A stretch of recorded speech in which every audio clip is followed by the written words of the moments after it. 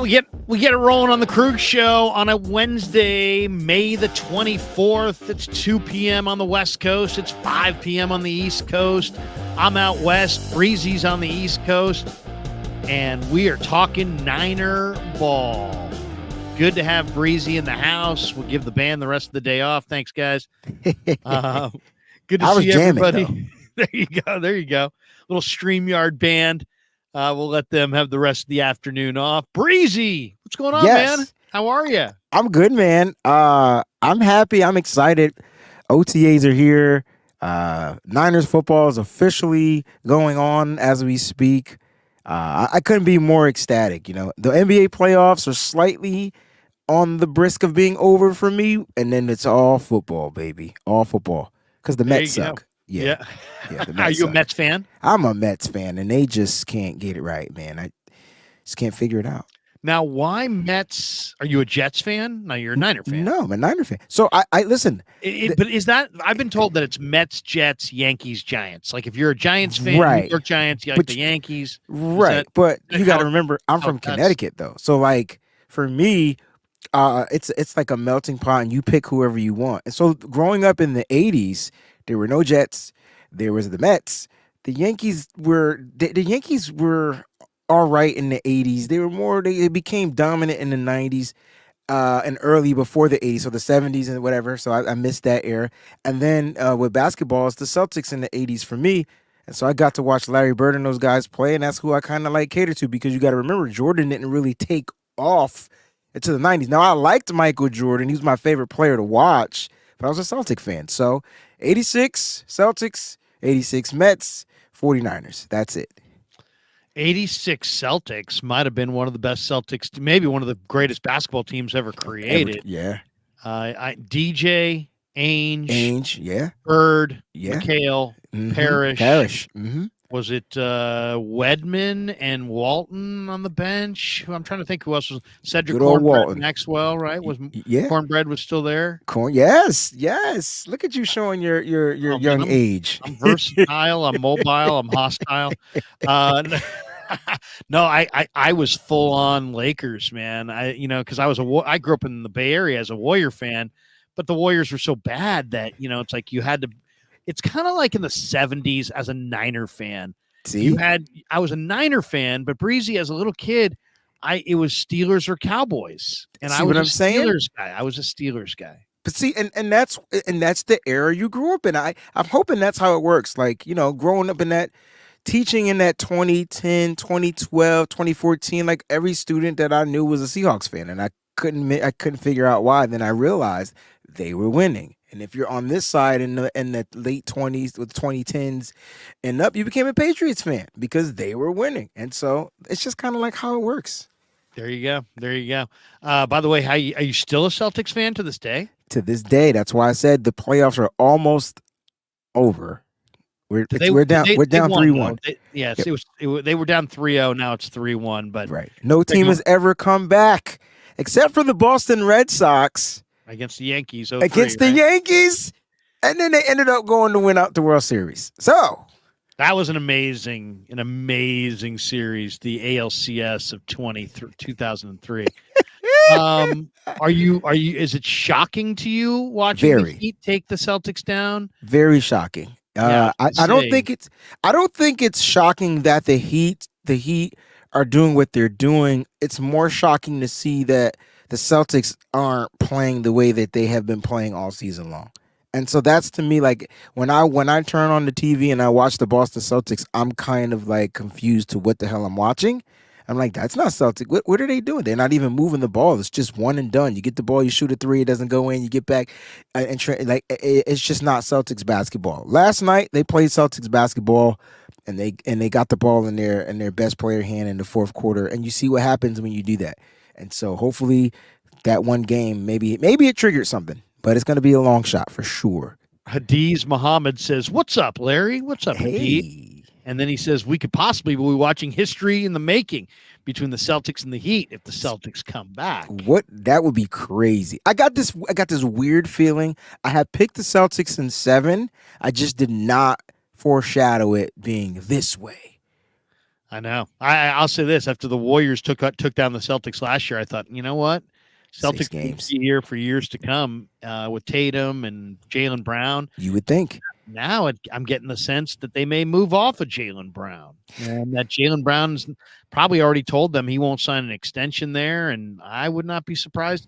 There's a lot of talk out here on the West Coast that the Warriors may try to move Jordan Poole and maybe Andrew Wiggins in a deal for Jaylen Brown. So it's funny how those two players, Poole and Brown, kind of are the ugly ducklings of their franchises. They've contributed. They've showed you that they can be really good, really great, and because of whatever, now they're kind of like looking down upon. It's weird. I don't think Jaylen Brown's going anywhere though. You don't think so? No. The only way he's going anywhere is if he's told them, I will not sign an extension here because I don't want to be here. Right. And I know there's some concern over the knee and how much, what kind of mileage he's got in the future on that knee. To me, it really comes down to that. Otherwise, there's no reason to move him. Why would you move Jaylen Brown?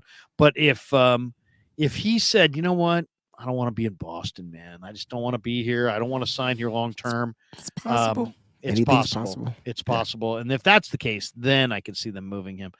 Let's hit the chat real quick. We got a couple people here. Dr. Leon Ross Jenkins. What up, Breezy? Salute, family.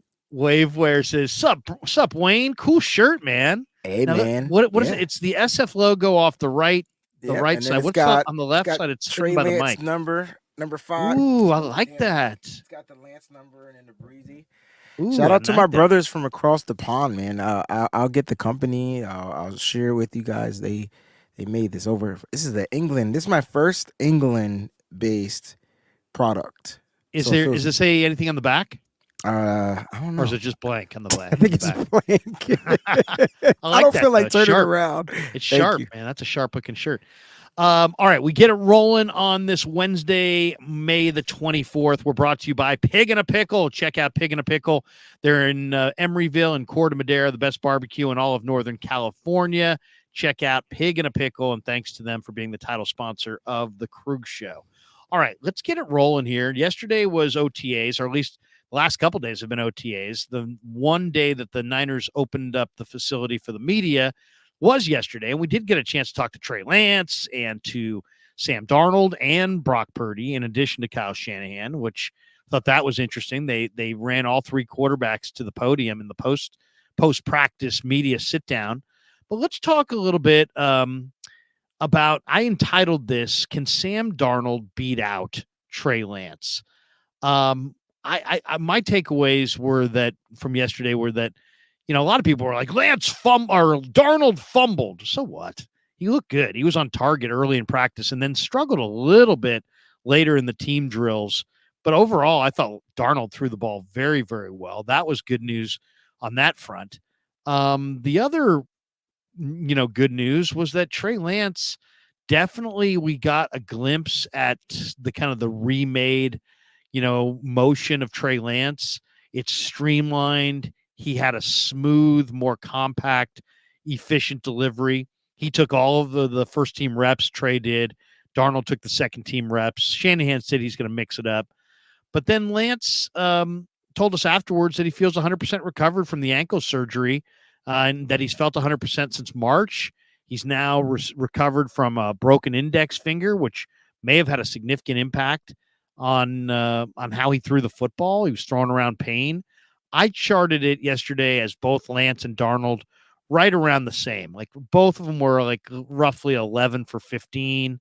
We didn't see the high-speed wobble pass that we saw a lot in camp last year. It was there was still some wobble on a couple of his balls, but it wasn't dramatic, and it wasn't the kind of wobble that would make it difficult to catch. So I thought overall he looked better. And then to me, Breezy, my big takeaway was when Lance hit the podium and we had a chance to talk to him, and he kind of admitted that he's been working with a sports psychologist, and he gave us kind of a glimpse into just how much pressure there really is here. I mean, this is a young man. I mean, my son is 22 and this guy's 23. And I'm watching him talk, and it just reminded me what a young man he really is. And Brock is the same age, but Brock just seems older. He just seems, maybe because of the more experience that he has playing. But Trey's young and the pressure is immense. And even people that don't mean to put pressure on Trey do put pressure on Trey. The fans, there's many fans that love Trey and are hoping that he'll fulfill his potential. But that adds a little pressure to the equation for sure. And he kind of said, hey, I'm enjoying playing football again. Like maybe somewhere in the last couple of years, the joy of the whole thing kind of went away. And it's you don't work football, you play football. And if it's not a game, if you're not having fun, I don't think you can get to the level you need to get to. So the fact that his head's in the right space, that he's having fun again, that his body's healthy again, and that he can throw the ball without interruption for the first time in a long time. I just think that he's in a really, really good space. And I thought him and Darnold both I thought they looked kind of equal yesterday. They didn't look, Darnold, as I said, looked good early, and then later in the OTAs and the team portion, he had some inconsistency as far as accuracy. I thought Trey, for the most part, was probably a little bit more accurate than Darnold of the two, but the numbers were the numbers. But what do you think? Do you see a scenario where Sam Darnold can beat out Trey Lance, or is that hard to envision or impossible to envision for you? I don't see any scenario. It's not that it's hard to envision. It's just more like the way I see it is this: Trey Lance knows the system and Darnold doesn't. And if you ask me how I know, because Darnold says he's still learning. And so like he said, he's still learning the stuff. When there were reports, I think Greg Popper reported that Sam Darnold knows the system, and then Sam Darnold comes out yesterday and says he doesn't know the system, but he's still learning it, which is fine. And even when he learns the system, I just feel like Trey Lance, now that he's healthy, fully healthy, now that he has the confidence. And here's the thing, the more Trey is out there, the more confident he's going to get. And you can see he's building a rapport with the number 2 and number 3 wide receivers. None of the ones were out there. So even though he was running with the ones, he was still rocking with a bunch of 2s and 3s and things like that. But Chris Conley must have looked good because he caught about 4 Trey Lance passes.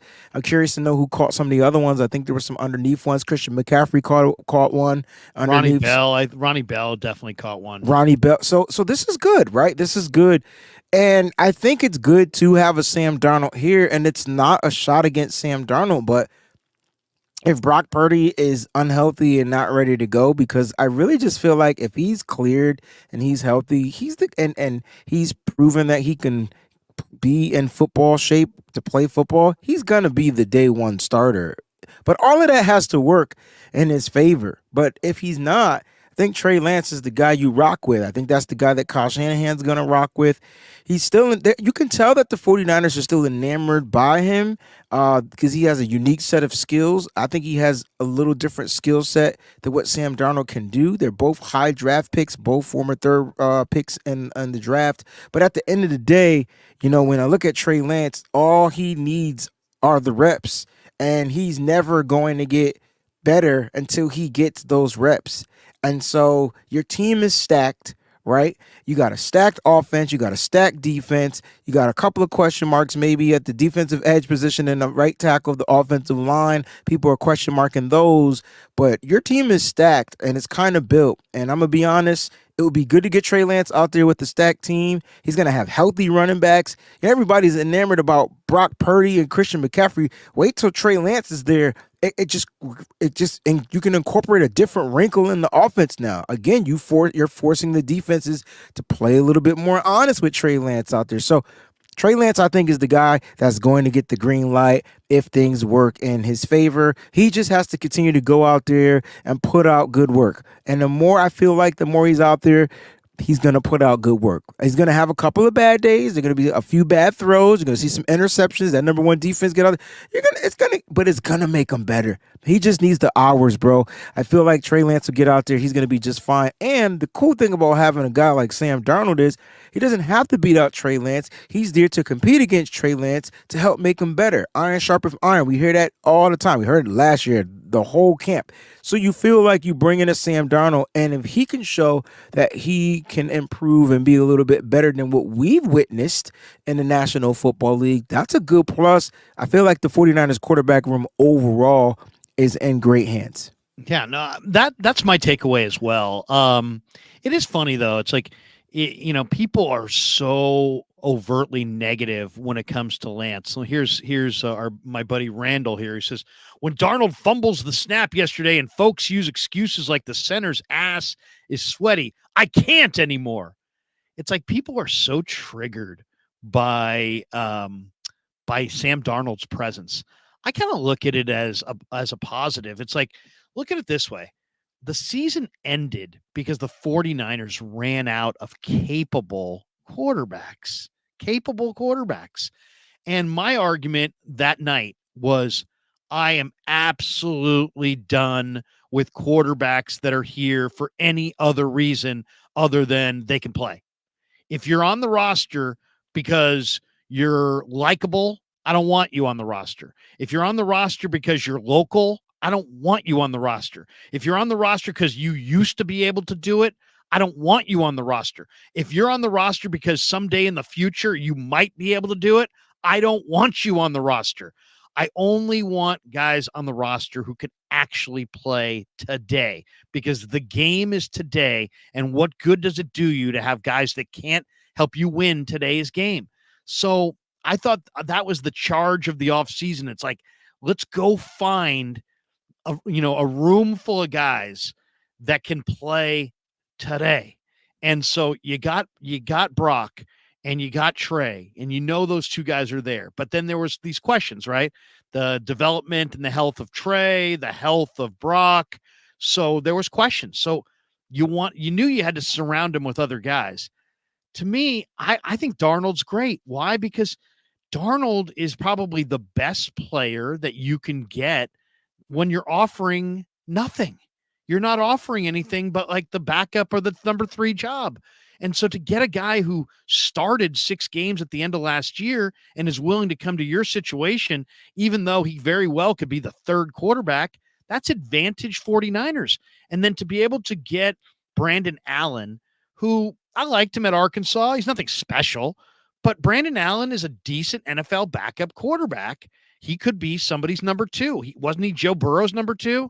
And now you got Brandon Allen coming over here, and he was perfect yesterday, 6 of 6, whatever that means. But my point is just that I really think that if Trey goes down, if Brock goes down, the games are not going to be canceled. You're still going to have to play games. So Darnold and Brandon Allen, I think are good 3-4. Now, can I picture Darnold beating out Lance? I cannot. I really can't. I can't picture it. I can't picture Sam Darnold being consistent enough in any phase of the game to beat out Trey Lance. Because I think Trey Lance is going to do nothing but improve. And I think today they're comparable, but I see Trey as on an ascension. Correct. And so I don't think Sam can beat out Trey. I know other people, God knows. I mean, I know Papa is a big fan of Darnold. I know there's a lot of people who really like Sam Darnold. God knows we've seen enough people predict it, right, Breezie? I mean, Everybody and their brother seems like they're predicting Sam Darnold. Watch out for Sam Darnold. So there's obviously a Sam Darnold fan club out there. And that's fine. I can see what they see, but I can't see him beating out Trey Lance. The only way I see, to me, this is all about Trey. If Trey plays well, Trey beats out Darnold. The only way Trey doesn't beat out Darnold is if Trey plays poorly and Darnold gets elevated by, and people would say, well, Krug, that's semantics. I hear what you're saying, but my point is this is about Brock. And if it's not about Brock, it's about Trey. It's not about Allen or Darnold. And so I just think, to me, if I was grouping them, I'd have Brock as my 1, Trey would be my 2. There would be a big drop off there. a lot of space between 2 and 3. Then I would put Darnold. Then I would put Allen. And I don't think Darnold has the capability to truly beat out Trey Lance. I don't. I really don't.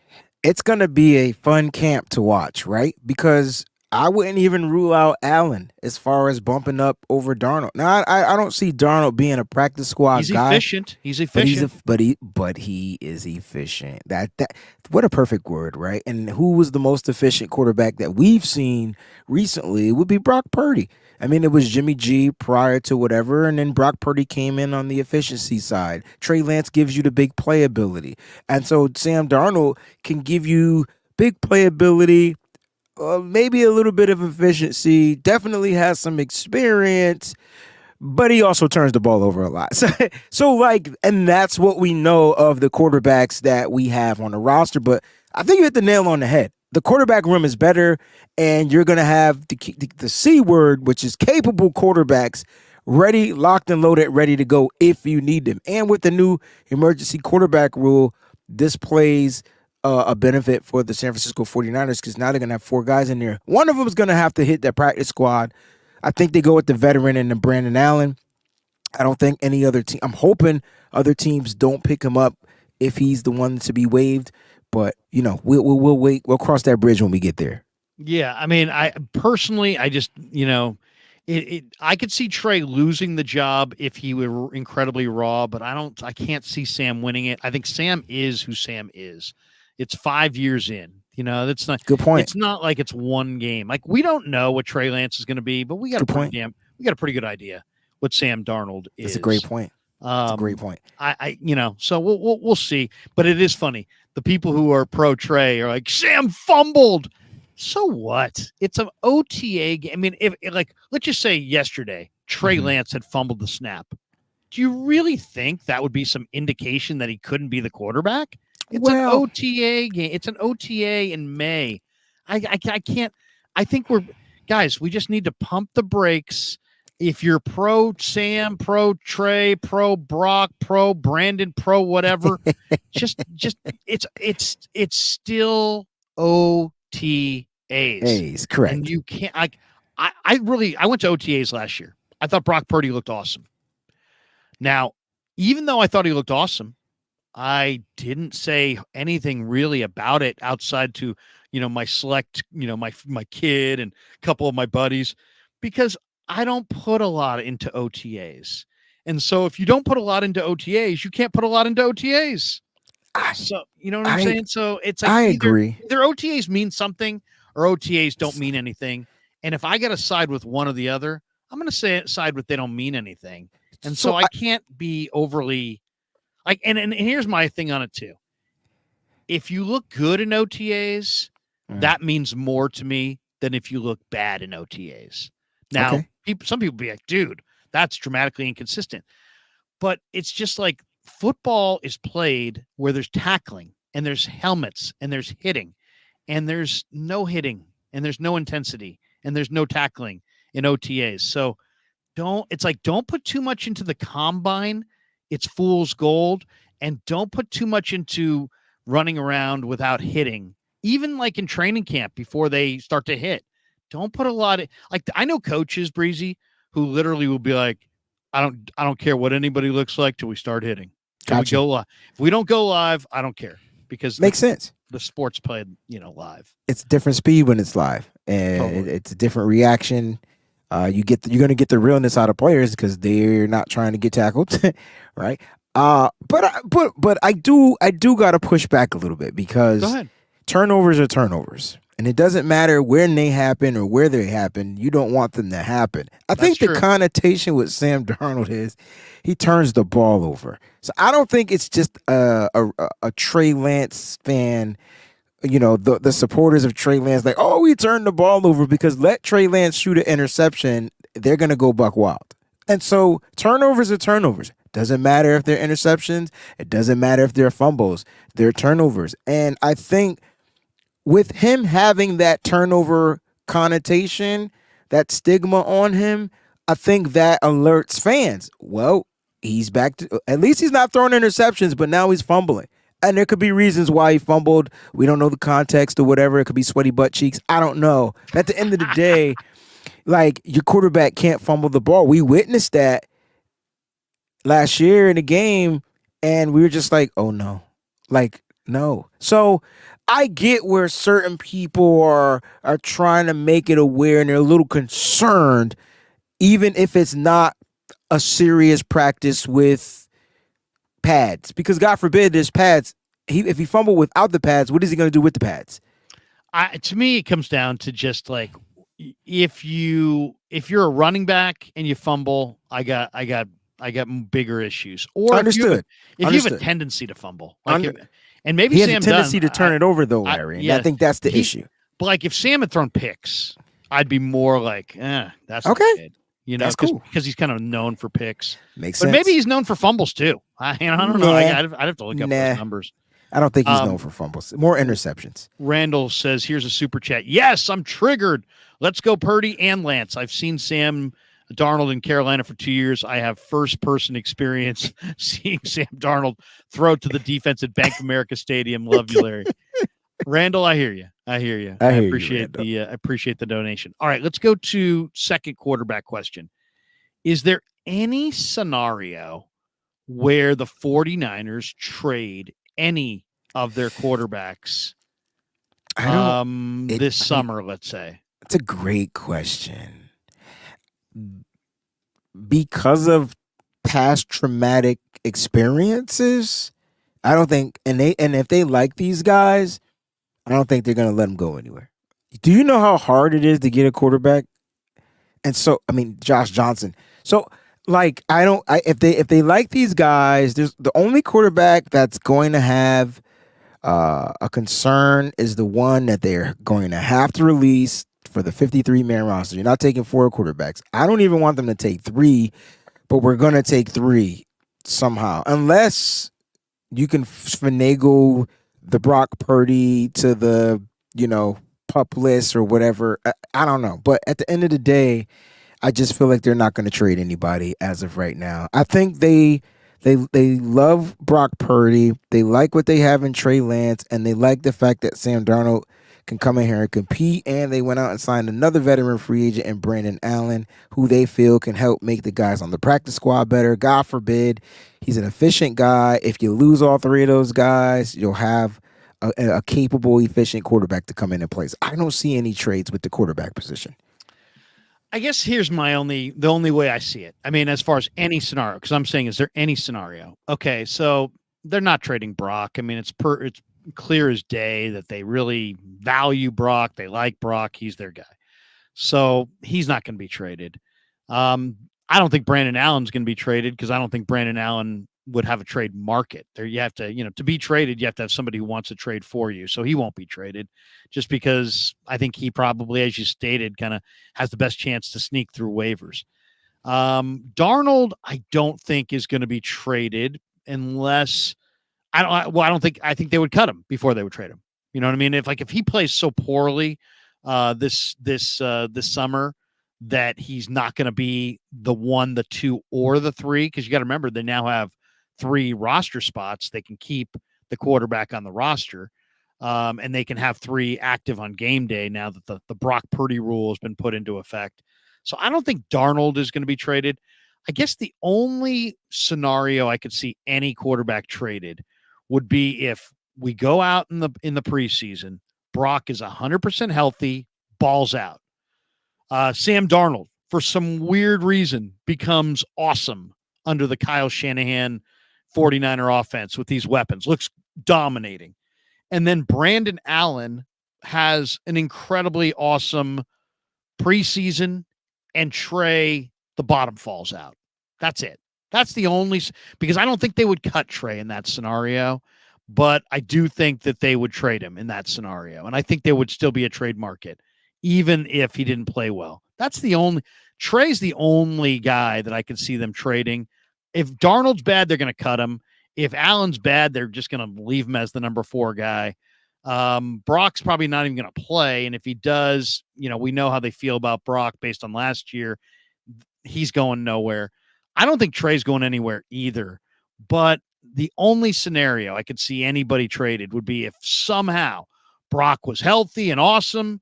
Darnold in this system was like incredible. He was like, people literally felt like he had starter potential. And while this is going on, Brandon Allen played great and Trey played poorly. If all those scenarios happened, that's a lot of ifs. I could see them trading Trey. But even so, you're coming off a year where you ran out of quarterbacks. I don't see necessarily the wisdom of it. I think it could be something that you would regret. But that's the only scenario that I could see any of these quarterbacks dealt, which is amazing considering how much, Ian Rappaport talked about, Trey being moved and all the talk about the movement. To me, Trey would still be the guy to be moved, but he would have to play badly, and all the other guys would have to play really, really well, in my opinion, to see it happen. Otherwise, I don't think anybody's going anywhere. And you know what? If you had asked me at the end of that Philly game, what do you want to see next year from the quarterback room? I would say I want to see 3 quarterbacks that can all play if need be. And that's what they have right now, even though I've got my questions about Darnold's ability to take care of the football. But that's at least Sam Darnold's in the prime of his career. He's not 20 and he's not 40. And he's not just there because he lives locally. You know what I mean? He's I don't know what level quarterback he is, but he's a quarterback in his prime. So in that category of thinking, I'm glad the way things look at this juncture. Let's get on to the next one. One of the other topics that Grant brought up with me the other day that I thought was kind of fun. He was asking me, what do you think the ceiling or the floor is? And we were going through some comps with the quarterbacks. He asked me for my comps. I came through with, to me, Sam Darnold kind of reminds me a little bit of Carson Palmer. USC quarterback, too many turnovers. Not really. I mean, he's more mobile than Carson Palmer, but kind of a statue. Same story too. Kind of went to sucky teams, bad teams, too many turnovers, too many negative plays. So that to me, he's a slightly more mobile version of Carson Palmer. Some people would say Carson Palmer's way too good, but that's kind of the area. I like Trey. For Trey, I wasn't sure who to say for Trey. I think I said to Grant Donovan McNabb, but the more I looked at McNabb and the more I look at Trey, the less I see Trey in McNabb. I see Trey more like a Ryan Tannehill, in that Tannehill was a wide receiver at A&M. He's an incredible athlete. He ran 4.5. He was a 1-year starter in college, and he's got upside potential. Some people see it. Has he reached it? He may have, he may not have. But to me, that's a better comp. Tannehill, just simply because Tannehill's an athlete. Trey's an athlete. They both played 1 year. And they're both kind of like beauty in the eye of the beholder. Like, some people really love Trey. Other people are like, I don't see an NFL quarterback. Some people really love Tannehill. Other people are like, no. He doesn't have it. So Tannehill was my Lance one, and my Purdy one was Russell Wilson. But even Russell's a bigger, better athlete, better arm. But Purdy, I see a lot of the same. Like, he's so much more difficult to sack than you would think, and that kind of reminds me of Russell. And then the way he beat the Seahawks last year, where he slid and put the ball forward and ran out the clock basically on the offensive side. I've seen Russell do that to the Niners so many times that he kind of reminds me of Russell, in that he's not the biggest guy, but man, he's very, very good. I know people would say, well, that's a kind of a stretch. So I don't know. And what do you see as comps for these guys? And what is the ceiling or the floor for the 3 quarterbacks? Great question. Let's start with Sam Darnold. I kind of like the Carson Palmer, kind of like, because they have that same story, coming from the same school, going to the crappy teams, all the weights put on them. I feel like Carson Palmer is a way better quarterback than Sam Darnold, but the interceptions, the turnovers, they were up there. I felt like Carson Palmer had a better end to his career once he finally got settled in. out there. And where was in Oakland? Not Oakland, wherever the Raiders are. But he kind of settled in a little bit. He was in Oakland when he was here. It was so I didn't know if it was Oakland, Los Angeles, whatever. They changed their name like we changed our draws. Right. But I kind of get that. That's actually a good comp. For Trey Lance, man, I get a couple of comps for him. I feel like he has the potential to be like the Steve McNair type of a quarterback. Big arm, can get the ball down the field, can move. Right now, he's in the Dante Culpepper stage. I know a lot of people probably don't even remember who he was, quarterback for the Minnesota Vikings. Again, big arm, bigger body quarterback. Trey Lance looks pretty damn big out there as well. Can run a person over if need be.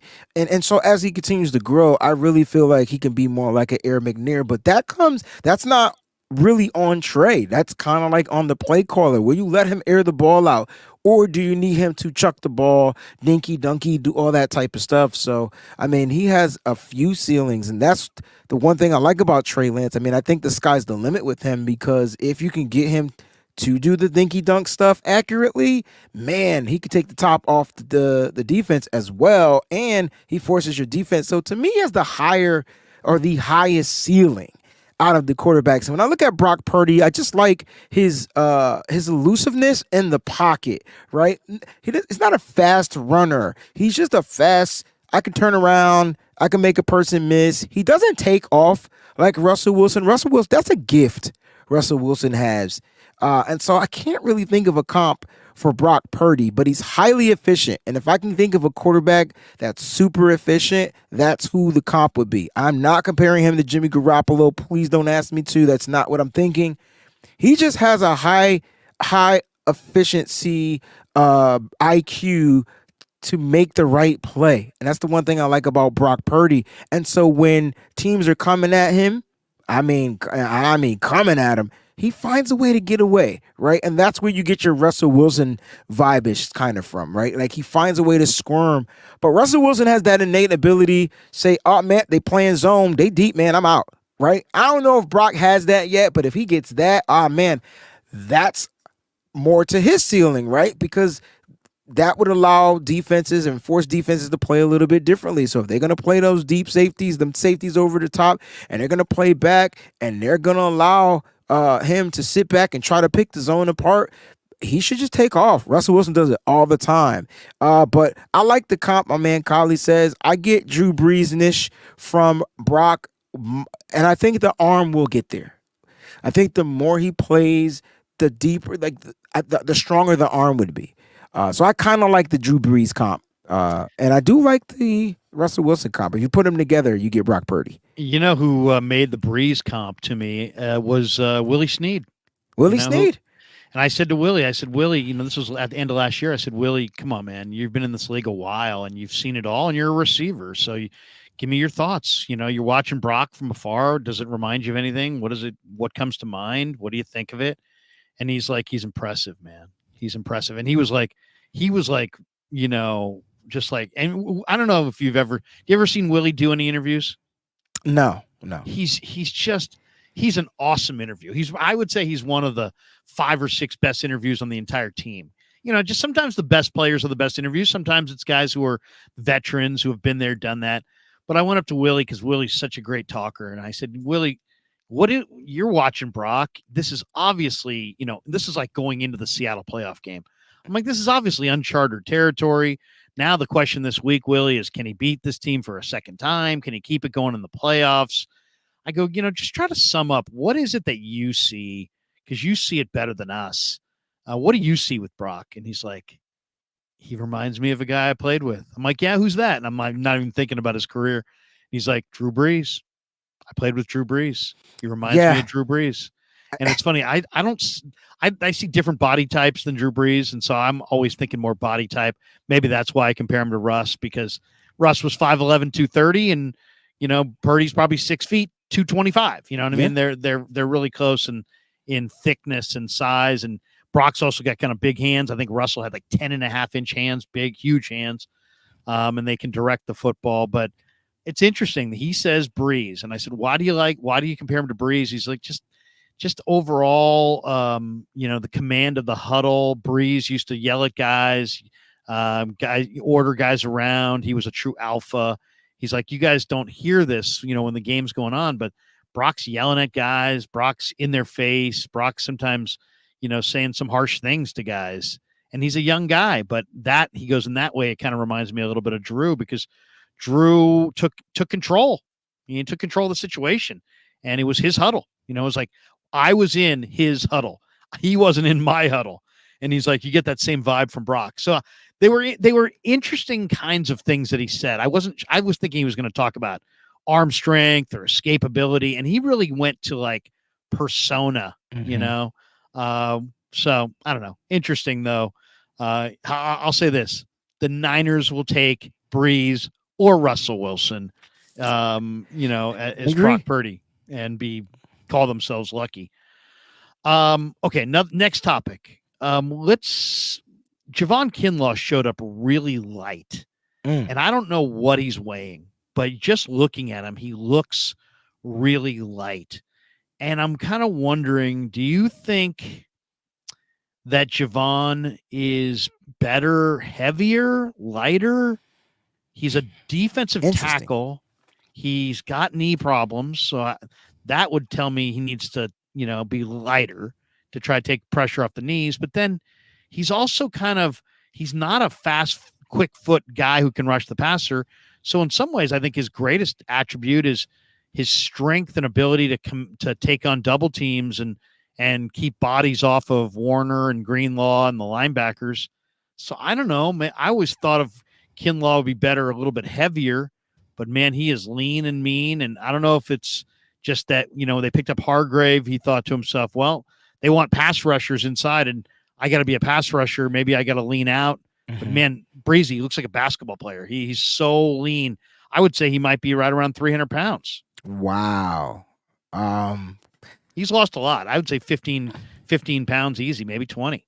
I mean, I know he doesn't have the speed, and I wouldn't be surprised if they turn him into a project tweener guy, because he's going to be too light to play in that 3-tech position and in the 1-tech. Like I'm not sure. Like I don't know. But if he can find a way to get to the passer, because now if he can get to, if like he's like two, let's say he gets to 295, let's say he's still losing weight, and he's able to kind of like shimmy through that line and become a pass rushing defensive tackle in his contract year, that might be good. That might be a good look for him, as long as he doesn't lose his strength. I think that's kind of what it comes down to. I mean, you could lose weight, but you don't want to lose your strength. And so we won't know until we put the pads on, honestly, to see how he's out there. Are the knees healthy? Can he remain durable? Can he still remain that monster Kinlaw in the run game? Can he still stuff the run? Can he soak up those blocks at that 300 pounds like he's been doing? I mean, that was one of his main things. But due to the injury, he started getting pushed back a little bit, and so he hasn't really been playing healthy. So let's just hope, according to John Lynch, he says, look, this kid looks like he's the healthiest he's been. So let's hope that health-wise he's good. I'm not necessarily worried about the weight. Like I said, as long as he keeps his strength up, then we're all good. Maybe he changed his diet to lean out. Sounds like kind of like that's what he did. But you can lean out and still get stronger at the same time. I mean, it's about functional strength. It's not necessarily about, bulk. And if it makes him quicker, I mean, to me, I think you got all four guys on. It's kind of like in basketball. Have you noticed that it used to be like you could have a power forward and a center who both couldn't score, and it was fine. Now it's like, if you're really going to have a team defend you honestly in the half court, you better have four guys who can score and only one guy who can't score. Otherwise, it makes it too easy to not defend, 2/5 of the guys on the floor. And I think we're at that point now in the NFL on the defensive line where, almost everybody who plays D-line's got to be some form of a pass rusher. Otherwise, you can just kind of drop that player inside and he can be kind of a help blocker on speed rushers, because you don't fear, Kinlaw or some interior tackle getting to the quarterback at all. So maybe the lighter, I'm thinking maybe lighter's better just from the standpoint of if he's not, availability is the most important ability. And if you can't play because you're not available because your knee, you're carrying all this extra weight, or if you can't play with leverage and your knee, and it's like if you can't make plays if you're not on the field. And I just think that maybe being lighter will keep him on the field. I don't know. I'm hoping it's more of a hope than anything else. Same here. Let's talk Drake Jackson. He looked incredible. He's put on upper body weight, but he hasn't lost any lower body flexibility or explosiveness. The bend is there, baby. The two guys that were just like, whoa, watching yesterday or Tuesday it was yesterday. McCaffrey on offense and Drake Jackson on defense. And Drake Jackson I didn't get a chance to talk to him, and I love talking to him. He's a great guy. But Breezie, this guy's put on at least 10, 12 pounds of muscle in his upper body, and yet he is faster, noticeably faster than he was at any point last year in training camp. I mean, he was flying off the edge. Easily the fastest edge guy that I saw yesterday. Now, granted, there was no Bosa, Ebukam, and all those guys have moved on. But, I mean, he was noticeably faster than Austin Bryant, Cleveland Farrell, Kerry Hyder. Robert Beal was pretty quick, but he didn't move like Drake. Drake looked amazing out there. Give me what you think is the over-under number on Drake Jackson's sacks for this upcoming year. I think the number is going to be 7. He's going to have 7 or more sacks this year. What's his ceiling? Is he a ceiling? Can he make a Pro Bowl? How good of a player do you think Drake can be? Because in order for him to make the Pro Bowl, this guy might be my favorite guy on the team. I don't think he'll make it in year 2. He will eventually, if he could continue the production and trend upwards, he'll definitely be a Pro Bowler. I mean, look, here's the thing that you're going to get from Drake Jackson, right? Number one thing you're going to get from him is his bend. No one on the team has a bend like Drake Jackson. Nick Bosa said it himself. The kid can get low, get under. And so now you factor that in with a full off season of getting right. And now you're telling me that this kid got stronger. He got bigger and stronger, right, up top. And he hasn't lost the bend. And you said he got faster. That's a dangerous freaking combination. Now you're talking power, speed, and strength all in one. Now, the only thing he's going to have to work on, because see, Drake is going to, and the reason why I feel like Drake is going to be able to produce, he's going to get a lot of one-on-ones. The defensive line is stacked to where they're going to have to send help to Bosa's side. And if I'm the defensive line coach, I'm freaking lining Hargrave on the same damn side. I just am. Put the monster mammoth of Armstead inside and then put Drake Jackson on the outside. That's your starting defensive line right there. Oh my gosh. Well, and you know how, usually, here's the pocket, right? And the edge rushers burn the edge. The quarterback steps up. Mm-hmm. But the Niners pocket, I think, is going to be different because Hargrave and Armstead are going to get pushed. Be straight line. Exactly. So I'm expecting Bosa and whoever plays opposite Bosa to run into a bunch of sacks because Hargrave's going to push that pocket. Armstead's going to push that pocket. The quarterback's going to try to sneak out the side door, and they're going to sneak right into the arms of Bosa or Drake. And I think Drake, I'm going to set the over-under at 10.5. Okay. I think 10.5 for Drake is my over-under. Now, that's a high number, but I can dig it. Very high number. It's a very high number. But you see what I'm describing? I'm describing a scenario where Hargrave gets penetration. Armstead gets penetration. The quarterback's got to go somewhere. He's going outside, and he's probably going to try to be flushed away from Bosa because Bosa is already going to be in the backfield. And I think he's going to go right into Drake's arms. And Drake better play with his eyes open this year.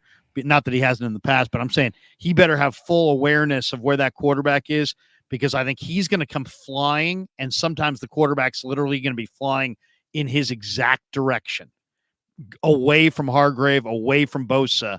And you just don't want to lose contain. Just don't lose contain on that quarterback and give him a big alley to run in, but I think Drake's going to have, I would say 12 sacks. I'm going to go 12 sack season for Drake, over under 10.5. That being said, do the Niners, in your mind, how big of a need is it for them to sign an additional edge rusher? Is it crucial? It's not a crucial essential? need. It would be where do you put it? Because I've got thoughts on this too. It would be more of an essential thing. Right now, they don't have the space. As far as not cap space, but roster space. But they can make it real simple. I don't think they need to, man. I think right now, unless there's an injury, I think the 49ers are probably pretty set on going into camp the way things are. And you let those guys, the longer those guys wait out there in free agency, the cheaper they're going to be. And so I think you play that game. Now, I know you're getting guys picked up. I think Marcus Goldston went to the Pittsburgh Steelers, and we play them week 1 or whatever like that. And he's a former. He wound up there. Marcus Golden's there with Pittsburgh now. Yeah. So it is what it is. But here, I tell you what. I don't think the Niners need any other edge rushers. I know it's Nick Bosa, and then you're banking on Drake Jackson, and then you're banking on these other guys to come in. But if the interior is as great as you just described it, and they continue to find ways to get pressure up the middle, because the quickest line to a quarterback is in a straight line, opposed coming from the outside, and those angles, you don't have to stunt as much. You like, there's just so many things you can do with the interior pass rusher that these guys fresh off the bench should be able to get home. And so I don't think they need to go out. I want a Yannick Ngakoue. That would be the only name. Other than that, I think they let it ride. Unless there's an injury, I don't think they need it. My whole thing is this is the last piece of the puzzle. I mean, And to me, the edge rushers that you have are the teeth of your defense. And, man, I don't think it makes sense to go spend the kind of money they spent on Hargrave and then allow, you're basically plugging up that hole, but then you're allowing, the quarterback to slide out the side door because your edge rushers are just okay. Like Cleveland Farrell didn't look like much, and Austin Bryant has got really, really skinny legs. And then you got Kerry Hyder and Alex Barrett, and it just puts a lot on Drake Jackson. Now, if Drake has a monster year, maybe they don't need anybody. But I would say if there was one piece to the puzzle, I would try to add one more veteran edge rusher. Just somebody who could dial up some heat. Maybe a Melvin Ingram, maybe a Jason Pierre-Paul. It doesn't have to be Ngakoue. I know Ngakoue is going to cost a lot. Leonard Floyd's going to cost a lot. Frank Clark's going to cost a lot. Yeah, those are pretty guys. Have to be those guys. But I would like to see one more. I don't know what they're going to get out of Beal. And I don't know if Kerry Hyder's really a true edge rusher anymore. And I don't know if Bryant or Farrell can actually do it, or if they're kind of washouts from other teams. I suspect they'll be better here, but I don't know. It just, to me, there's an awful lot of leaning on Bosa to be healthy and Drake to be a bust-out, awesome player. If they could find that one more edge piece, albeit at a reasonable price, because I wouldn't pay a mint for it, but if they could find one more edge piece, I think that could be the difference in them, going to the Super Bowl and winning it as opposed to not. So I don't know if it's essential, but I think it would complete the team. I really do. I think it would make them, it would give them just another. I guess the guy that Dallas got. A lot of people are talking about Isaiah Land, who played at Florida A&M, who I guess looked good in the Cowboy OTAs. I like the undrafted kid they got out of Mississippi State, Tyrus Wheat. Mm-hmm. If the Niners had gotten one more edge rusher to go with Beal, I think they could probably get by with what they got. But the fact that they leaned on Beal and they didn't get any other edge rushers, I think they need one more. I think they need one more good edge rusher to play in a rotation. It doesn't have to be a star, but they need one more guy. It doesn't have to happen now. No, you can do it at the deadline. That's what I'm saying. So see what you got. Yeah, that's a good call. Never say never. And again, The Niners are the kings of deadline trades. Like when they need a piece that they feel can help them get over the hump, they'll go get that piece. I guarantee you, half those names you named will still be available. Didn't You think so? Ndamukong Suh sign late last year? Yeah. To the Eagles. Yes. So Jason Pierre-Paul might just be available. I don't want any parts of Frank Clark, but I mean, you can go get me Justin Houston. Give me the veteran guy. What don't you like about Clark? Just the fact the character concerns? Just the character concerns. I mean, as far as him being a football player, he's great. But now you're asking him as a veteran who was already won, can he come in here and mentor? Will you still get character issues from him? Like, there's too many red flags still with Frank Clark. Phenomenal football player, but I just don't think that's the guy you want to bring into this organization. I don't know, especially when you got some younger guys there like Drake and exactly. Bradley Beal. I don't know if Frank would be the great locker room influence on those guys. Glass half full guy says, as a fan, I'm just wondering, what's the point of OTAs if not everyone is there? Why not just wait till training camp when you have everyone there where you can fully implement your playbook? It's a good question. Great question. Bottom line is you don't want to get guys hurt. And I have no problem with guys missing the OTAs, to be honest. That's why they're voluntary, and, as far as, I don't know if you kept track, but yesterday, no Trent, no Debo, no Javon Hargrave, no Hufanga, no Ray, no Fred, no Dre, no Mooney, no Jennings, not much of Ayuk. So I got no problem with that. I mean, there's just a lot. If guys use these things to get in shape, that would be one thing. But the pro athlete in 2023 is in shape, and so you don't need to have this. This is like something for. This is about offensive football, trying to coordinate some unity and some cohesiveness, and that's what offensive football is about. The offense needs the OTAs. The defense doesn't. The defense really doesn't. So I got no problem with many of the defensive players sitting it out. Okay. Last part of the chat here. I was at OTAs, but you weren't. And so I'm going to turn it over to you and let you turn it on me and ask any questions that you want to ask here in the final stretch of the show, because I'm sure there's either guys you wanted to know about or guys you are kind of wondering about, or maybe you have seen some highlights, or maybe you've seen some quotes from other people and their assessment of OTAs. But at this juncture, Mike Ray says Trey may end up being like Jeff Garcia by next year. Trey's got a way, way bigger arm than Garcia. Yeah. Way bigger arm than Garcia. But I'm not sure if that's a rip or if that's a compliment. Garcia was a tremendously resourceful quarterback who was tough as nails. So that's not. I'm not sure if that's supposed to be a rip or not. But Garcia was in some way. I think Garcia made the Pro Bowl, didn't he?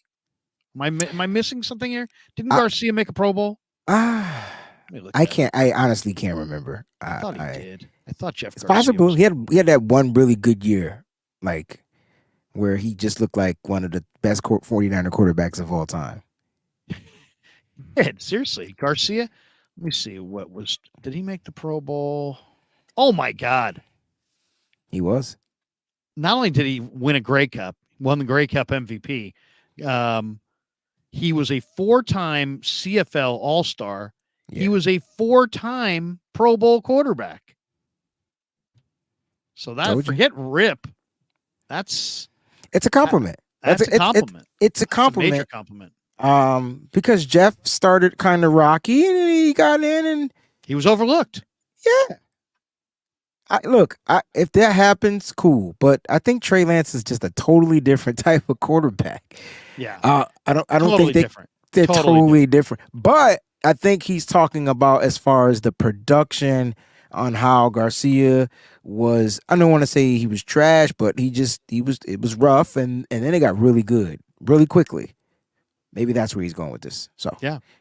But Breezie, we'll turn it to you in the final couple minutes here of the chat. What would you like to ask me or talk about minicamp? I'm sure you've watched some of the reports and read some of the reports and saw some of the interviews. What jumps out to you? Yeah, I got a couple of questions before we get on up out of here. You got to tell me how my kicker was. Which kicker won? Was it Zane? Was it Jake? Who looked better? Jake has a stronger leg. I mean, you really can see it too. Did he miss anything? He did miss from 50. They both hit 3 of 4. So they lined it up at like 23, 33, 43, and then 50. And they each hit from 23. They each hit from 33. They each hit from 43. And they both missed wide left from 50. Okay. Moody had a better leg. Like, you could see the power in the leg. But yeah, there was a total wash. So, I mean, I got to think Moody's going to win that job, but I'll tell you, that's another one, that's another one of those. If Jake Moody gets outkicked in the preseason by Zane Gonzalez, I don't care if you invested a 3rd-round pick in him or not. I'm going with Zane Gonzalez. It's going to be a story too. It'll be a negative story for John Lynch. It'll be a negative story. Yeah, well, it would be. But I don't see. Don't you think they have to go with the? I mean, I don't think it's a weird thing. If you draft a player in the 3rd round, a running back, you more times than not are going to go with that running back over a running back that you drafted later. But now you got a kicker. Don't you almost have to go with whoever wins the competition? No, I think you go with your draft pick. I think it's not even necessary. If he gets beat out, even if he doesn't play as well.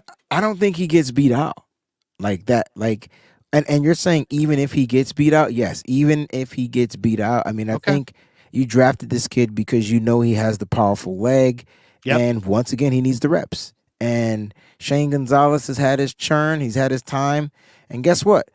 If something happens and you need some type of a kicker due to whatever, there will be some guys available. So I feel like Shane is here. They're working him out. They'll keep him on the Rolodex if they still use Rolodexes. Yeah. Young kids, a Rolodex is a... they don't know what that is. What's a Rolodex? Excuse me, Wayne Breezie was talking Rolodex on the show. What's a Rolodex, Dad? Second question. I'll tell you about the Rolodex, son, right after we discuss the card catalog. Remember the card catalog the Dewey at the Decimal library? System at you did taking yes, that's exactly where I was going with it. I remember as a kid there was a day in like the 4th grade where I actually literally was stressed out because I think the librarian told me that if I didn't understand how to look things up in the card catalog, I was going to amount to nothing in this world. Wow. She's like, you're going nowhere, kid, if you don't know how to find things in the card catalog. So going. And I was like so worried about it. I went home and told my mom and dad, I'm like, Mom, Dad, the librarian told me I'm going nowhere in life if I can't find how to find books in the card catalog. It was the dumbest system ever, but it was awful. It worked because that's what we had. This is before computers, before word processors, before typewriters. They were typewriters because they were typed on those cards. Yeah, this is the pre Tandy 5000. Right. So next question, because you talked a little bit about this kid. I've been high on this kid. Every time you ask me or somebody asks me about a rookie, the rookie that I talk about is our 5th-round draft pick, Darrell, spelled like Daryl, looks like Daryl, but it's pronounced Darrell. Darrell Luter Jr. I know where does he fit in on this team? Because he's going to be a problem. He's going to be a problem for opponents. That's what I mean. Yeah, he's going to be a problem for opponents. You know what? It's funny. I'm doing another live stream later today. Oh, so tune in to get the answer then. Well, I'm going to do another one with Matt Barrows tonight, and one of the questions I've saved for Matt is who's more likely to become a starter. And I'm going to throw out Jair Brown against Tayshaun Gibson and Darrell Luter against Diamador Lenore. Now, Lenore really came on last year.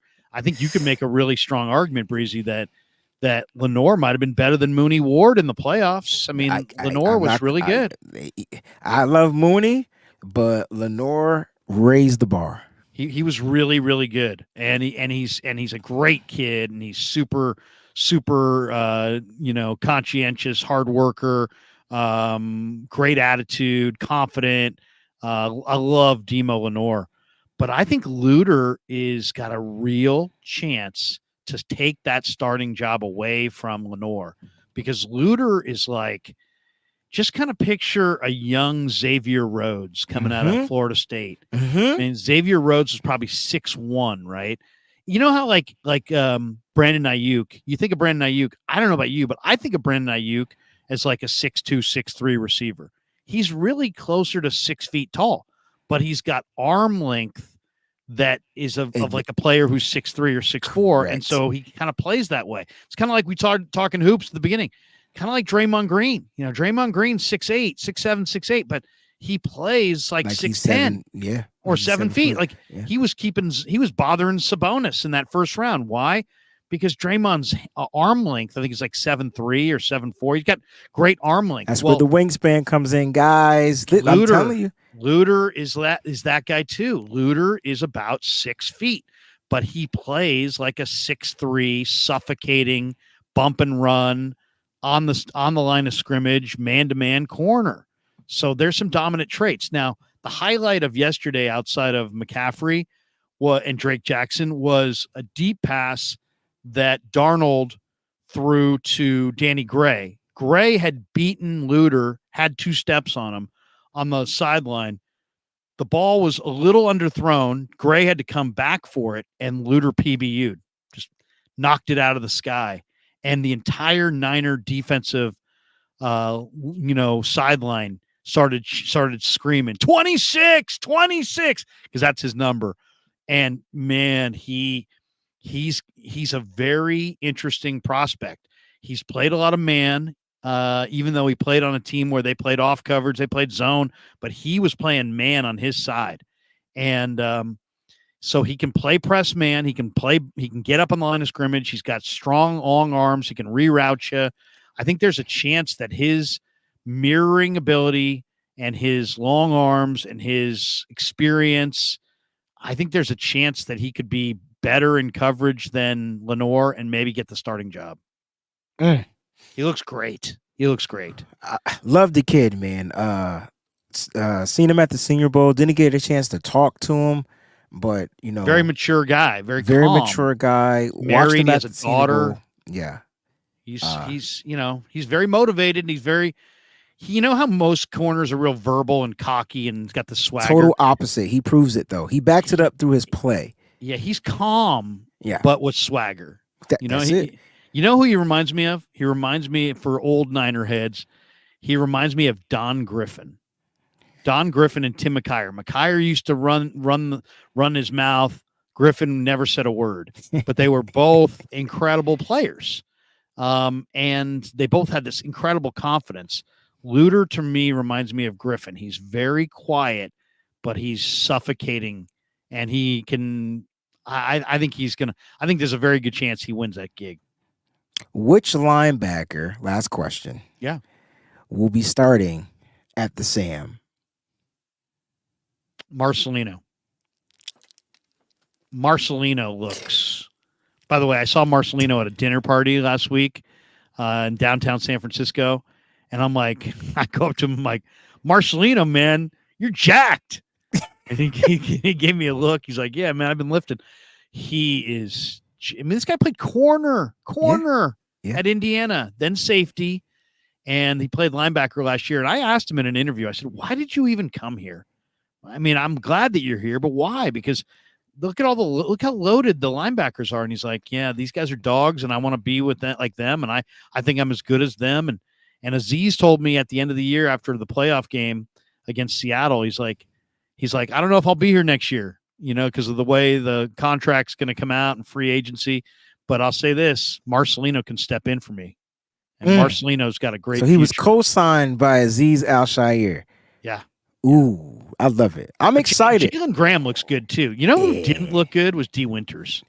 And it's weird, Breezy, because it's like, once again, this is another reason why I don't put everything into OTAs. D. Winters was the defensive MVP of the national semi. He shot gaps. He reads he's got great instincts. He watches his film. He watches his cut-ups. He doesn't have any hesitation. He's fast as heck. He's a tackling machine. In these rookie camps, it just doesn't look. He doesn't look good. He looks short. He looks 10 pounds too heavy. He's not shooting gaps.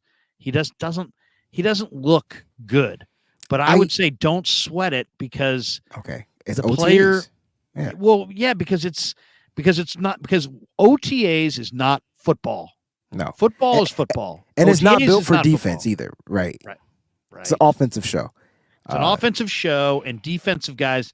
Defense is about closing space and about instincts and desire and want to and accountability. Accountability is a big part of defensive football, and he's just, believe me, Winters is going. I expect Winters to show up in camp looking fast, and by the time the preseason rolls around, I think he'll be shooting gaps and making plays. Perfect. Drama says Winters needs to go on the Larry exercise program. Yeah, yeah. Just do what I do, D. So I got this weird, not a conspiracy, but I have this weird thing about D. Winters in that game. Now, I didn't get a chance to watch his film. Have you watched this film in college? He had a phenomenal game against the Michigan Wolverines. Phenomenal. Best player on the field. Hands down. Best player. Yep. Phenomenal. But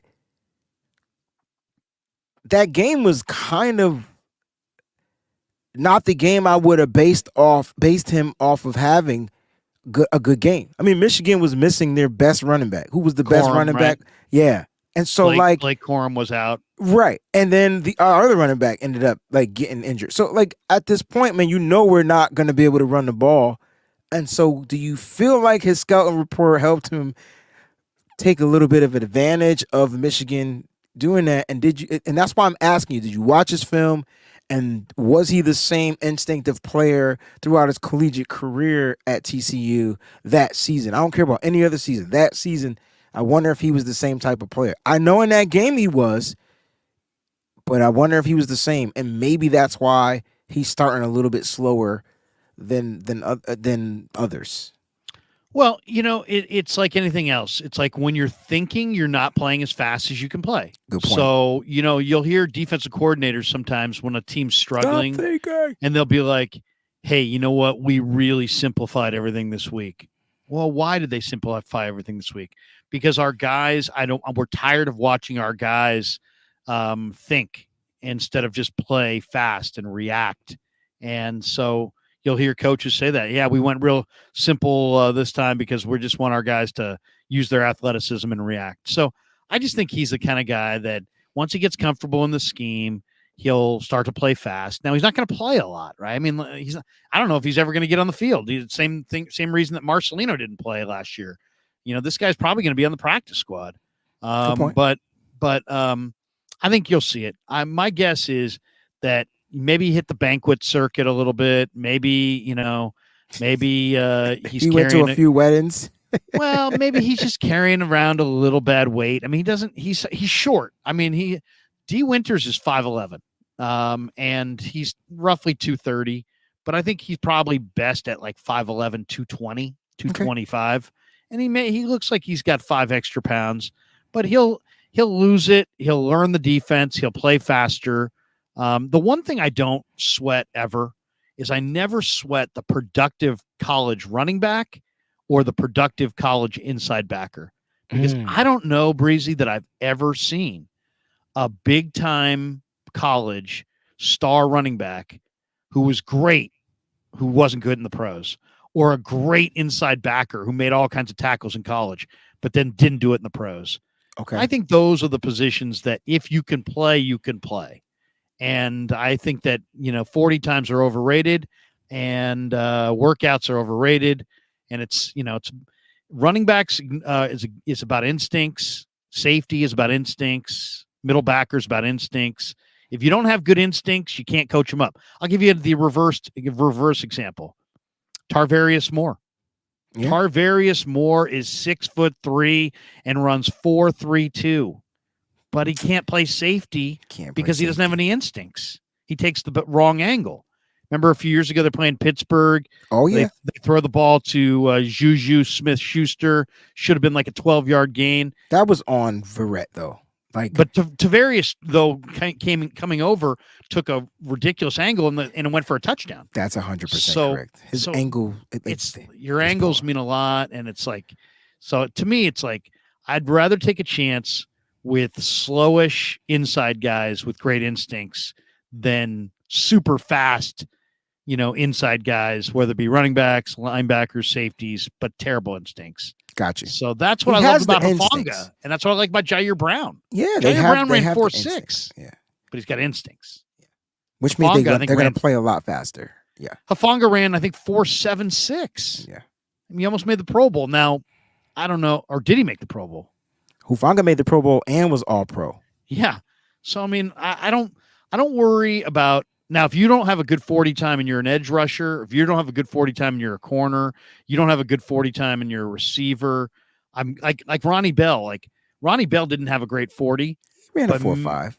4.5. Okay, but I mean, he's like not the biggest guy, but I mean, the one thing about Ronnie Bell, he can catch. His hands are unbelievable. Breezie, I don't know that I've seen him drop a ball. I've been trying to tell cats he can catch. I don't know. He can catch. I don't know how he makes this roster. I don't know either, but I don't know how you cut him. But I don't know how you cut him. I think that's it. I don't know how he makes it, and I don't know how you cut him. And it's just because of the number of wide receivers that we have. It's not like there's 8. No, there's 12. But he does give you the ability to play special teams. He can be a return guy because he has the footwork and the quicks to like be elusive. So he's going to be it's going to be a problem. The Niners are going to be good for years to come. They got to figure out how to keep some of these guys though.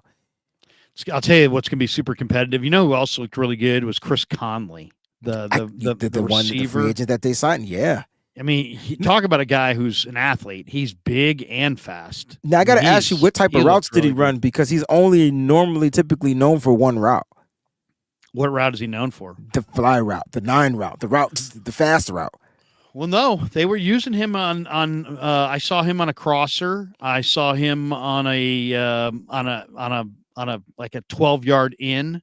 But he's so big and so fast, and he's very impressive looking. I'll say this: Tay Martin's definitely stronger, and I really am a big fan of Tay Martin. But Ronnie Bell's going to give him a run for his money, and the competition at receiver. I think before we were talking a little bit on one of the live streams I was doing about why Debo didn't play, and I'm like, it wouldn't surprise me at all if the Niners wide receiver coach looks at all those receivers he has and just told Debo and Jawan Jennings, hey, you know what? Sit this out, because we need to see these other guys. They got to evaluate these guys. That makes perfect sense. Because they got a lot of receivers, man. I mean, 12, they got a bunch. 12. And to me, Ronnie Bell really looks like, if I had to say who makes the team right now at receiver, I would say Debo, Ayuk, Jennings, Danny Gray. And then after that, no Ray, huh? Like, I think Ray wasn't there, so maybe Ray's spot's secure. Ray would be the leader in the clubhouse for the 5th spot. But I mean, what about Ronnie Bell? What about Chris Conley? What about Tay Martin? What about Isaiah Winstead? What about Willie Snead? What about they just got a bunch of guys. I mean, they seriously, they're loaded at wide receiver. They're going to cut somebody good, or they're going to wind up trading somebody. I think they go 6, and I think they find a way to stash those vets on that practice squad. So your Willie Sneads, your Chris Conleys, because I feel like those guys can somehow end up on the practice squad, which is great for the Niners, because the Niners like to interchange players anyway. They like to interchange wide receivers. So they'll call a person up, sit a person down. Kind of love what they do. It's gonna be tough. Nesto says wide receiver 1 is BA, wide receiver 2 is Debo, wide receiver 3 is Jennings, wide receiver 4, 5. Those are questions. Conley, Ray, Danny Gray, Tay Martin, Ronnie Bell. Who makes the last 2 spots? I guess I would probably say you got to go Danny Gray with one of those guys, right? Yeah, Danny Gray for sure. Danny Gray makes it. And then if Ronnie Bell can do what Ray does, it's Ray's last year. I would say, well, here's the wild card. To me, this is also about Deshaun Jameson, because Deshaun Jameson, the corner from Texas, is an awesome return man. Guy. Yeah. And if he somehow could make the team as the sixth corner, or the fifth or sixth corner or seventh corner, depending, if he can make the team, then maybe they go Ronnie Bell, Danny Gray, and cut Ray. God, I can't believe I said that, because I'm a huge Ray guy. I'm a huge Ray guy too. I see them going 6, and then anything after 6 is uncivilized. That's Marvin Hagler from a right guard commercial. Be uncivilized. Yes, Marvin Hagler. Right guard used to burn holes in your underarms. Breezie, tell us what you got cooking on the channel the rest of the week. What do you got going? If people are tuning into you and catching you, and by the way, everybody sign up for Breezie's channel. Terradome, good to see you. He says mic'd up. The Wayne Breezie is what you look at on Twitter, and that's everywhere. The Wayne Breezie. So go to YouTube, type in The Wayne Breezie. That's it. And everybody like and subscribe to Wayne's channel. But tell people what you got cooking later this week on the channel. Cool. So every Monday, Wednesday, and Friday, the Wayne Breezie Show airs 11 a.m. It's live. So if you guys are on the West Coast and you're up at 8 a.m., you would love it. Join it. I do special guests all the time. And so this Friday, I got John Chapman on there. Kind of got a slower week this week because I have a lot of shows to do outside of being on air. So I'm a musician as well. So I'll be doing that. But then we'll be picking up heavy come next week and getting back to the regular schedule. But this was fun. Next Wednesday, we should be on my channel, I believe. Next week, we'll be in the Breezy Nation. Chapman, by the way, put it out there. He's moving to the Bay. Did you see that? He's moving to the Bay. He's coming up north. He's going up north. We are the North. So congratulations to John and the family, which means there'll be more Rush Road Trip games to attend this year. I can tell you that right now. Lee Gowland from the other side of the pond says, great show, guys. Bro. Yes, now, what sir. time is it in the UK right now? Probably 3 a.m., 2 a.m. I don't know. Lee, get to bed. Lee's probably, hey, man, I just stumbled out of a saloon. I've been listening to you guys. All right, Breezy, great stuff, man. Always great to see you. I'm loving – wait. No, there. That way. There it is. I'm pointing to there it. We go. Yeah, it's opposite. Nitty Gritty Niners. I love Monday night, 7 p.m. Eastern Standard Time. Nitty Gritty Niners. That's the whole crew. Peachy, Mose, Fair, and your boy Breezy. It's a crazy show. I can tell you. Breezy, right have a great rest of your week. Always good to catch you. We will catch you next Wednesday on your channel, brother. Thank you, bro. Peace. Take care. Wayne Breezie. Wayne Breezie. Fantastic. I love talking to Wayne. All right. We have 13 starred chats that I'm going to get to. And we're going to talk a little bit about that before we get out of Dodge. We'll tell you what we got cooking the rest of the day on the Krueger Show. Busy Wednesday, busy week. We got a lot going on. But first, a word from Pig and a Pickle.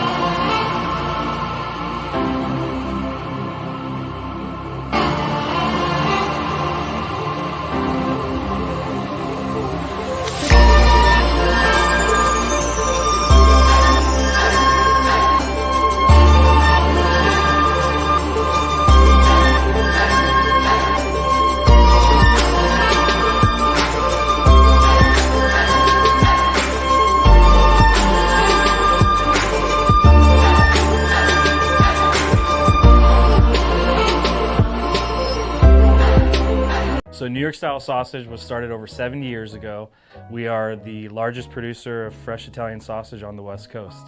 What makes our sausage in New York style is really the recipe came from back east, from New York, from Connecticut. If you look at all of our labels, there's maximum 4 or 5 ingredients, which we're really proud of. There's no preservatives, no MSG, fresh in, fresh out. The pork comes in fresh, goes out fresh. There's never any freezing throughout the process. We've always used fine quality cuts. We're never gonna deter from that. It's one of the reasons why our sausage is so good.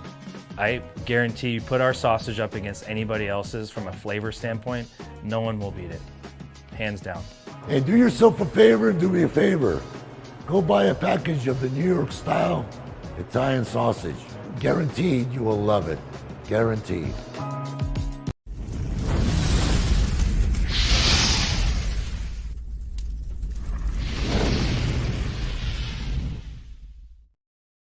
All right, we're coming down the home stretch on the Krug Show. Big day today. I've already gone live with Damon Bruce, live now with Wayne Breezie. At 5 o'clock in roughly 90 minutes, we're going to go live with the great Jordan Elliott, talking more Niners. And then at 7 o'clock tonight, Matt Barrows will be in the house, and it should be great. Tomorrow on the channel, we got a busy week on the channel. Tomorrow, Vish Kumaran, Jesse Naylor, Matt Babcock's going to stop by. Friday, Matt Mayoko is going to be in the house. It's going to be a lot of Niner talk all week long on the Krug Show. So if you've yet to hit like and subscribe, please hit like and subscribe. All right, let's hit the chats.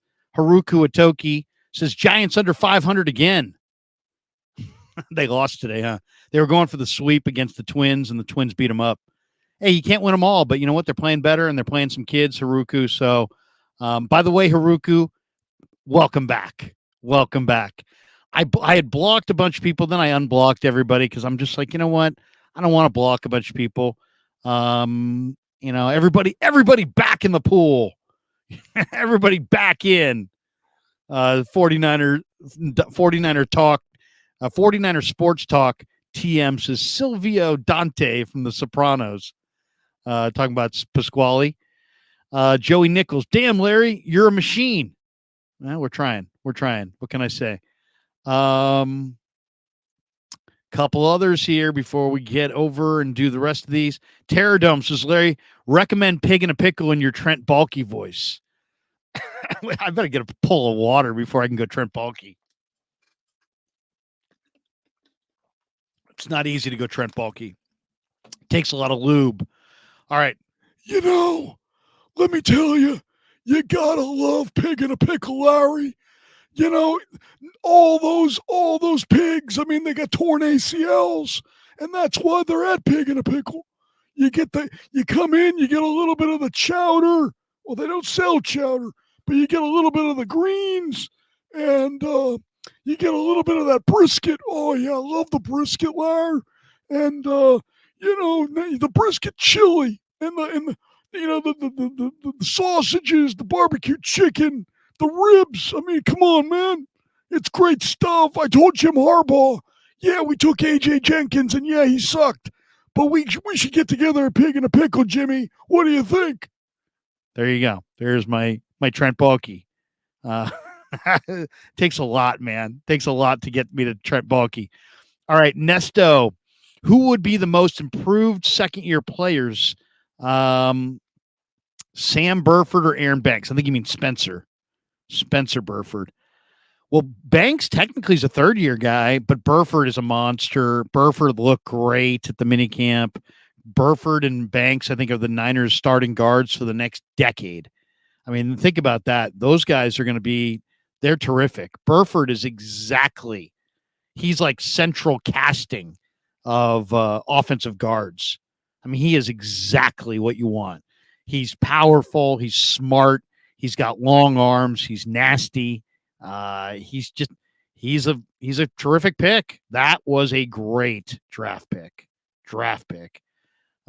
Incredible pick. We got this one from Hadiz Muhammad. Can't wait for tomorrow's show between you and Jesse. There you go. I can't wait either. Should be good. Jesse's always good. We don't always agree, but we always have good shows.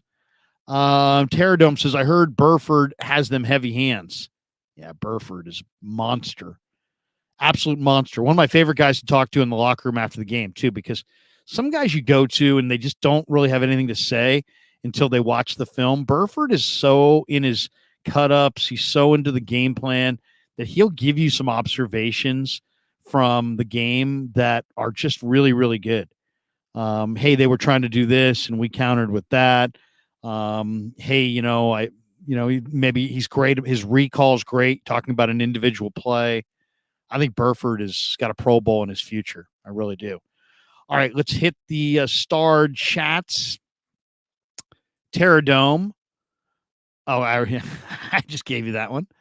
Wouldn't be starred chats without Trock saying Sammy Dimes. There you go. Sam Darnold, Sammy Dimes. I talked to him yesterday. I asked him how you better than when you came into the league.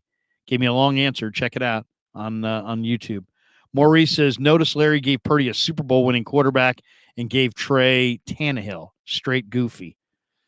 Well, I mean, what can we say? I mean, some people wanted to give him a Hall of Fame quarterback and Drew Brees. Personally, I think he reminds me a lot of Russell Wilson. And as far as Trey, I mean, what do you want? I mean, I first said McNabb, but that's not really a good comparison. Trey's so much bigger than McNabb. McNabb was like 6 feet, 6'1". Trey's like 6'4". So I'm looking for somebody who was a 1-year starter, who was an athlete, so athletic that he could literally play another position. There aren't too many guys who are athletic enough to be able to actually play another position. Tannehill could. Tannehill was a receiver. Tannehill was a phenomenal athlete with 4.5 speed. We don't know what Trey ran, but he's also a phenomenal athlete. He's got 4.5 speed, and he's a 1-year starter. And there are people that really believe in Tannehill and people that really don't. And there's people that really believe in Trey and really don't. So that's why I gave him that comparison. It wasn't meant as a slight, Maurice. You're going to be all right. Things are going to be okay. The Car God says Grant Cohn just had a college quarterback coach that dissected Trey Lance's mechanics. It's exactly what everyone feared, and most of us already knew. It's funny. I didn't check that out because I was doing other stuff, but my son said, Dad, I watched Grant's live, and he had this college quarterback coach on, and I guess the guy just panned Trey, and the chat just blew up with all kinds of people mad. Yeah, I mean, people don't want to hear anything but Trey's going to be great, and I get it. I do get it. Brown says Carson Palmer was way better than Sam Darnold. He was. But I can't think of a good Sam Darnold comp, really, and the SC connection seemed to be fitting. Uncle Salty, FFS, people. FFS. Not sure what he's saying. Krug is not saying trade Trey. He's just saying Lance would be the likeliest candidate to be traded if the situation changed. Yeah, I don't think really any of them are going to be traded. The only way I could see Trey being traded is if Brock was healthy, Darnold balled out, Trey played poorly, and the fourth string kid played really, really well. If all those things happened, I could see them trading Trey at the cutdown. But that's a lot of ifs.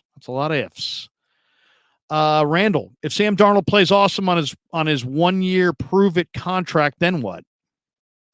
Then you sign him up. You sign him. No question. If he plays awesome, I mean, anybody who plays awesome, you sign him. Man, it's just the way it is. Brown says Darnold has 55 career picks, 35 fumbles in his 5-year career. That is a lot of fumbles.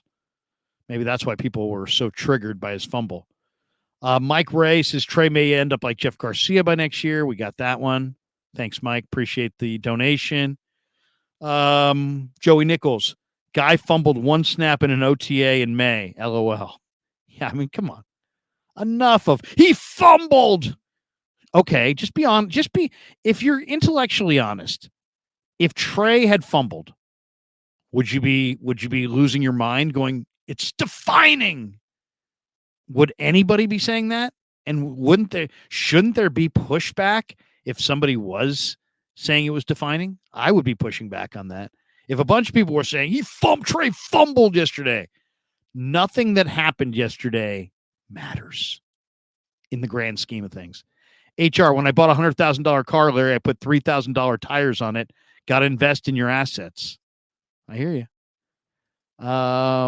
SJWS, any chance of trading for Chase Young? They need an edge bad.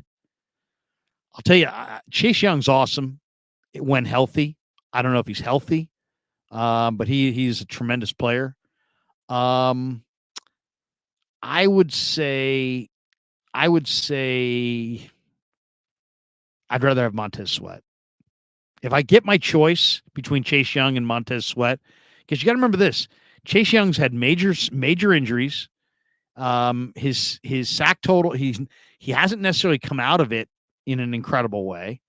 There's still taking some chance there, and I believe his 5th-year option is $17 million because of where he was drafted. So for those reasons, I'd rather have Montez Sweat, who's been a lot more consistent and a lot healthier and might not cost as much. Not sure you could get either of them, to be completely honest, but that's what I'd want. Glass half full guy's a fan. I'm just wondering what's the point of OTAs if not everyone is there. I want to get back to this one. He says, why not just wait till training camp when you have everyone there and then you can fully implement your playbook? It's really just making sure that nobody gets too far out of shape, that, you can slowly but surely kind of introduce your offense to your players. There's a lot of memorization that comes into playing offensive football. You got to be smart, and it's very difficult. So, and things are very complex, and there's a million options and deviations off of every play. And it's just, there's so many different things to learn. There's so much to know. It's so vast that I think you need as much time as they get. They probably need more time, to be completely honest. Randall says, yes, I'm triggered. Let's go Purdy and Lance. I've seen Sam in Carolina for 2 years. I've been the first person experience seeing Sam throw to defenses at Bank of America Stadium. Love you, Larry. All right. Well, we appreciate that. And coming down the home stretch on this one, let me see. Stop. Some of these people. Terradome says Montez Sweat or Ngakwe. I'd rather have Montez Sweat. Montez Sweat on this team is, if the Niners got Montez Sweat, I think they're a Super Bowl favorite. I really do. I think that would vault them over the Eagles. The Niners are one more great edge rusher away from as good a team as there is in the NFC. There's obviously a lot of question around this quarterback, so that's a big part of it, but that's my belief. My belief is that they had one more killer edge rusher like a Montez Sweat, they would be the NFC's Super Bowl team this year. Alex Conklin, how can Purdy be like Russell Wilson when he's so slow and can't throw a deep pass? Who's so slow? Brock Purdy's so slow? He had a 1.55 10-yard split. It's like as fast as some defensive ends. So maybe as far as so slow, he ran 4.8 in the 40, which is definitely not super fast, but it's not slow. Go run your own 40. Tell me where you come out. If you come out faster than 6.8, I'd be shocked. You're probably going to be much slower. Probably more like 8 seconds for the 40. The guy ran 4.8. But his 1.55, he's got escapability. He's got what Mahomes has got as far as movement ability. Mahomes is not a burner, but he can escape. You notice that you can't sack Mahomes because he's so quick and he's so elusive. And I think Brock, in a lot of ways, is that kind of a player. Very quick, not very straight line fast. If it's not Russell, who is it? Who do you compare him to? You got to remember this. You're talking about a short quarterback who is insanely competitive, very accurate, has had a lot of success early on, and is very quick, hard to sack. To me, there's a lot like Russell. I know Grant pushed back on it, but who's his comp?